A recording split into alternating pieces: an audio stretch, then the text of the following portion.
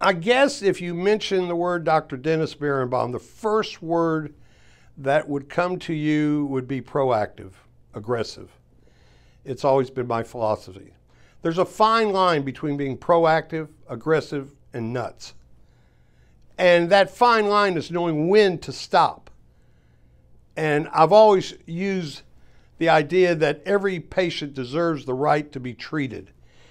And if I don't have the treatment available to them and they want to continue on with their treatment, then I'll go use clinical trials. And if I don't have the accessibility to the clinical trial, then I will search them out, either here at the medical programs here in Dallas.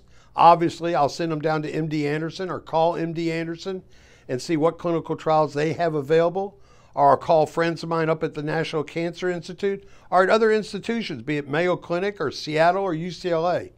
But if the patient wants to continue, it doesn't matter whether I treat them or not. The bottom line is making sure that patient is cured, making sure that patient goes into a partial or complete remission. There's what we call saddle treatment. You treat a patient, you know you're not going to cure them, but you treat them with a treatment that will give them 6 to 12 months, maybe 15 months of good quality of life. And hopefully, during that treatment, a new drug or new modality will come available that'll give them another 15 months of good treatment and good quality of life. And I've seen this work where I've had patients stretched out to 6, 7 years until they finally got a protocol that put them in complete remission. And that's my philosophy.